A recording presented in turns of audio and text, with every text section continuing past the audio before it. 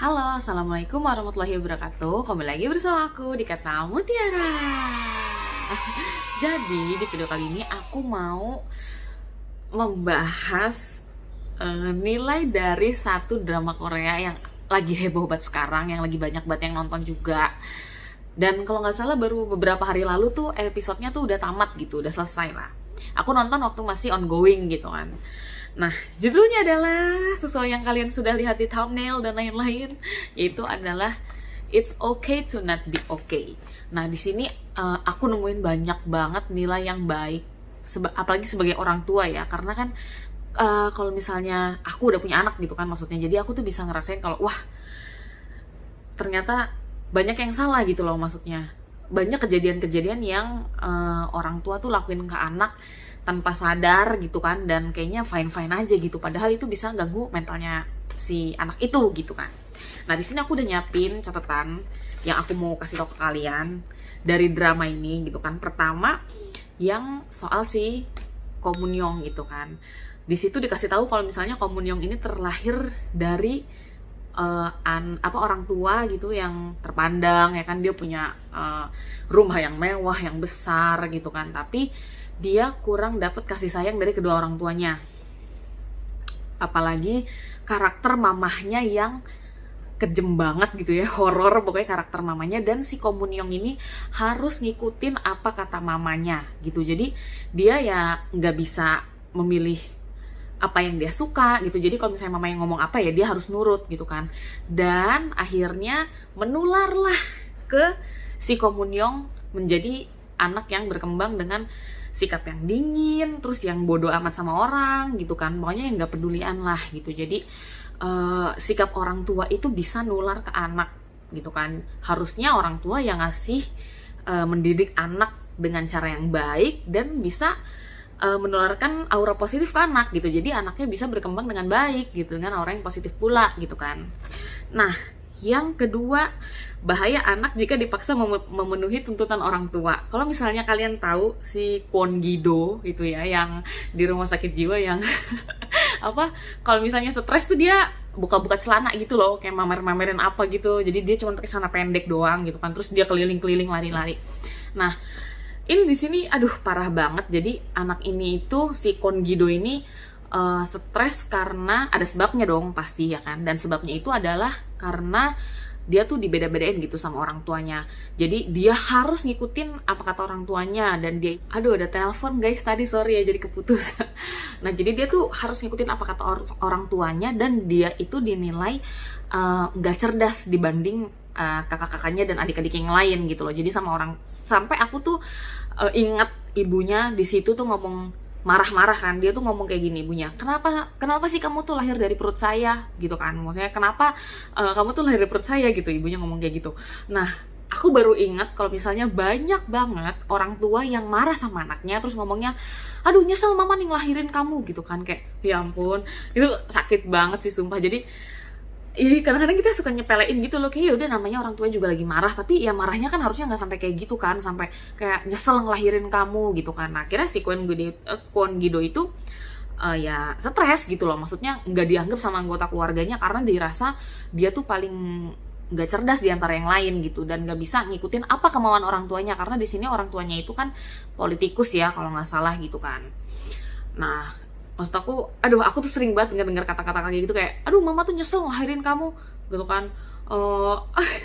Aku emang gak pernah digituin sih, alhamdulillah sama mama aku ya, cuman maksudnya aku tuh sering banget teman aku lah atau siapapun itu cerita kalau misalnya dia tuh digituin sama mamanya, dan ini tuh bisa ngerusak banget mental anak. Dan si Kwon Gi-do ini tuh parah kan, dia tuh sampai lari-lari lah, buka-buka baju yang kayak gitu-gitulah pokoknya. Nah, yang ketiga, anak yang terdampak kekerasan fisik dan verbal akan pengaruh ke kesehatan mentalnya. Jadi ada Yo Sun Hye, kalau misalnya kalian udah nonton, Yo Sun Hye tuh yang ada poninya gitu, kadang dikuncir dua, kadang ini rambutnya pendek. Itu dia itu dijual ke dukun. Aku maksudnya nggak paham juga ya, orang tuanya itu nyangkanya kalau misalnya si Yo Sun Hye ini punya kayak keserakasukan gitu, kesurupan gitu loh. Padahal dia bilang enggak gitu, dia tuh nggak kenapa-napa.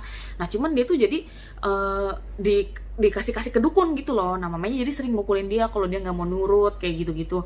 Dan di situ juga sedih banget digambarin kalau misalnya dia kalau lagi ngaca di kaca, dia tuh ngelihat waktu dia tuh masih kecil, terus dipukulin sama orang tuanya, terus ininya biru-biru, pipinya biru-biru memar-memar gitu pokoknya. Ya dia ngomong pokoknya kalau misalnya dia tuh ngerasa banget mendapat kekerasan fisik dari orang tuanya tapi nggak ada yang nolong gitu loh. Karena kalau misalnya kalian udah nonton ini kan drakornya itu kebanyakan di rumah sakit jiwa ya, jadi emang banyak peran-peran di situ yang kita kayak baru wah, rumah sakit jiwa itu kan jarang dimasukin ke satu cerita lah gitu loh kan. Rumah sakit jiwa apa sih gitu kan. Tapi di sini tuh bener-bener kayak wah ternyata banyak ya orang yang sakit jiwa emang bener-bener karena penyakit mental gitu loh maksudnya. Terus habis itu yang keempat, mengajarkan setiap saudara untuk saling mendukung. Nah kalau misalnya kalian udah nonton atau yang belum nonton ya, ini tuh peran utamanya kan si Sangte sama Moon Gang-tae kan ya.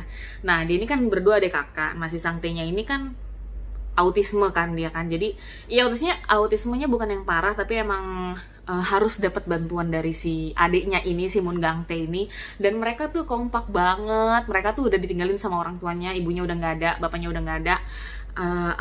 Mereka itu saling bantu satu sama lain. Kalau misalnya si adiknya butuh bantuan, ya namanya anak autisme kan pasti kan banyak butuh bantuan kan dari kakaknya itu, dari adiknya gitu maksudnya. Si Moon Gang-tae ini tuh bener-bener bantu buat kakaknya gitu, dari hal ngebeliin apa yang dia suka, sabar, dipukulin, harus ngalah segala macem. Dan kebanyakan kita tuh yang normal aja nih, yang sama-sama normal, masalah cuman ngambilin remote aja tuh bisa berantem ya nggak sih maksudnya. Nah ini tuh dia tuh bener-bener wah terharu banget sih, dia tuh bener-bener erat banget lah hubungan kakak adiknya. Walaupun sebenarnya si Moon Gang-tae ini dulu suka sebel, karena pelajaran kelima yang bisa diambil adalah orang tua itu nggak boleh ngebeda-bedain anak. Oh aku lebih suka sama anak yang ini, aku lebih sayang sama anak yang ini. Dan ini kebanyakan terjadi di Indonesia atau di mana di luar negeri aku nggak tahu ya. Cuman banyak terjadi kalau orang tua tuh ngebeda-bedain anaknya. Oh yang ini diperlakukan dengan baik, yang ini enggak. Oh anaknya dikasih yang ini enggak. Jadi di sini diceritain kalau misalnya si Moon Gang-tae ini istilahnya apa ya, di nomor 2 kan lah sama ibunya gitu. Jadi apa-apa si Sangte. Oke aku tahu emang si Sangte ini kan autisme gitu kan, mengidap autisme. Jadi mungkin mamahnya lebih fokus ke dia. Tapi harusnya tidak menyikapi untuk apa ya, maksudnya menomor 2kan si Moon Gang-tae kan, karena kan dia anaknya juga gitu loh. Jadi di sini orang tuanya terlihat banget kalau ya di situ diliatin lah ya, kalau kehujanan si Sangte-nya aja yang dipayungin, si Moon Gang-tae-nya kehujanan gitu kan dibiarin. Dan ibunya juga selalu ngomong, pokoknya kalau misalnya kamu tuh harus ngebantu kakak kamu ya gitu kan, si Sangte kamu harus ngebantu kakak kamu gitu. Kenapa? Kalau misalnya si Sangte kenapa-napa pasti adanya dimarahin, si Gang-tae dimarahin. Kenapa kakak kamu bisa kayak gini? Kenapa kamu nggak jagain segala macam kayak gitu. Nah di sini dikasih tahu kalau misalnya si Moon Gang-tae ini sakit hati banget karena dia pengen disayang juga sama ibunya gitu loh, tapi ibunya ya lebih sayang ke kakaknya gitu, si Sangte ini kan.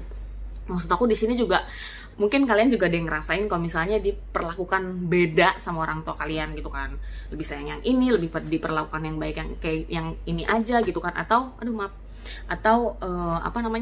giliran aku dimarahin dia enggak gitu kan, maksudnya jadi ada perbedaan lah gitu kan. Nah di situ ya aku juga mikir sih, maksudnya iya ya parah juga ya, itu bisa loh ngaruh ke mental kalian gitu loh kalau misalnya kayak gitu. Dan ini pelajaran juga buat orang tua kalau nggak boleh yang namanya itu membeda-bedakan kasih sayang ke anak. Jadi ya namanya anak kan ya, anak 1, anak 2, anak 3 ya harus sayang semua gitu, nggak boleh sayangnya cuma anak 1 aja, anak 3 aja tuh nggak boleh gitu loh. Ini pelajaran buat aku juga sih, yang namanya aku orang tua kan. Walaupun anak aku masih 1, tapi ini akan jadi pelajaran banget buat aku, karena kalaupun nanti aku punya anak lagi, aku harus bisa ngasih kasih sayang yang adil gitu loh ke kedua anak aku gitu kan. Terus habis itu ke-6, belajar cara baru jika cara yang udah kalian coba itu gagal. Jadi di sini kalau misalnya kalian udah nonton atau belum nonton, si Ko Moon Young ini, pemeran utamanya yang cewek ini, itu nggak bisa ngambil telur puyuh pakai sumpit kan. Pokoknya terus dia tuh marah kalau telur puyuh yang gak keambil tuh dia marah gitu, dia nyoba-nyoba dan gagal terus. Nah, si Sang Tae ini ngajarin kalau misalnya kamu nggak bisa pakai itu, coba ganti pakai sendok ngambilnya gitu. Kamu harus mencoba dengan cara lain gitu, jangan marah gitu kan. Si Sang Tae tuh ngomong kayak gitu ke Komunyong. Jadi di sini kita dikasih tahu kalau misalnya cara yang pertama gagal, coba dengan cara lain, jangan marah, yang sabar gitu loh maksudnya. Aduh mantep deh, ini tuh maksudnya gimana ya, dari scene-scene yang kecil aja gitu tuh dikasih pelajaran gitu loh maksudnya. Mantap, keren. Terus habis itu jangan menghalangi anak untuk mengejar dan menemukan cita-citanya, padahal semuanya hidup adalah miliknya masing-masing. Jadi di sini si Moon Gang Tae itu waktu kecil, waktu dia tuh disuruh-suruh sama mamahnya ngejagain kakaknya yang autisme ini, si Sang Tae ini, dia selalu ngomong kalau Gang Tae ya milik Gang Tae gitu, jadi aku ya milik aku gitu kan, aku harus ngelakuin apa yang aku mau gitu. Jadi aku tuh nggak bisa diatur orang, aku nggak bisa ngikutin apa yang orang mau gitu, karena diri aku ya milik aku gitu. Pokoknya intinya kayak gitulah. Nah itu bagus banget ya, karena menurut aku banyak orang yang terlalu ngatur hidup orang lain gitu nggak sih maksudnya. Jadi selama yang dilakuin benar, di sini aku kalau bicara Islam tidak menyimpang agama dan dia suka dan ya halal gitu kan, maksudnya kenapa kita tuh harus ngatur orang lain gitu loh. Kenapa kita nggak ngatur diri kita aja sendiri supaya kita ya jadi yang lebih baik lagi gitu kan. Nah di sini tegesin kalau misalnya sesungguhnya diri kita ini yang milik kita gitu, bukan milik orang lain, bukan milik siapapun gitu loh. Nah di sini juga kalau misalnya kalian nonton ya, si Moon Gang Tae sama Sang Tae ini kan saling ketergantungan. Jadi kalau misalnya si Moon Gang Tae ini mau ngapain, dia harus izin dulu sama si Sang Tae, karena ya mereka kan udah berdua dari kecil dan gak ada yang ngurus gitu loh, maksudnya kan ibunya udah gak ada. Jadi ya mereka berdua dari kecil, jadi kalau misalnya ada apa-apa ya saling ketergantungan. Padahal sebenarnya si Moon Gang Tae ini harus punya jalannya sendiri, karena kan mereka udah mulai dewasa. Dan si Sang Tae juga apa yang dia suka kan, dia suka ngelukis kan, jadi si Moon Gang Tae juga harusnya ngasih kesempatan buat si Sang Tae untuk ngejar cita-citanya dia, karena mereka udah makin dewasa dan harus nemuin jalannya masing-masing gitu kan. Aduh pokoknya keren banget sumpah. Aku tuh di situ sampai ikut senang sendiri gitu loh, terharu sendiri karena kompak banget gitu. Dan aku baru ngelihat di sini anak autisme ini di sini jadi kayak justru apa ya, pemeran utamanya gitu loh, bukan cuman kayak oh anak autis yang kasihan gitu, enggak. Di sini dia dikasih tahu dia tuh berhasil, dia tuh gambarnya bagus, apa yang dia suka ya dia bisa lakuin, dan pada akhirnya juga dia berusaha sebagai kakak untuk ngelindungin adik-adiknya gitu, ngelindungin si Moon Gang Tae, ngelindungin si Komunyong gitu kan. Jadi dia berusaha gimana caranya jadi kakak. Aduh pokoknya terharu banget deh di situ. Dia tuh ngomong kayak iya aku kan kakak kamu, aku harus melindungi kamu kayak gitu, walaupun dia tahu kalau dia tuh punya kekurangan, tapi dia mau berusaha untuk ngelindungin adik-adiknya. Aduh pokoknya mantep banget ya sumpah, keren banget tuh video itu drakor, sumpah keren banget. Jadi buat kalian yang mau nonton silahkan nonton. Aku nggak di sini, aku nggak nyuruh, aku melarang kalian untuk ngambil buruknya, yang pacaran lah, yang apa, yang ini yang itu.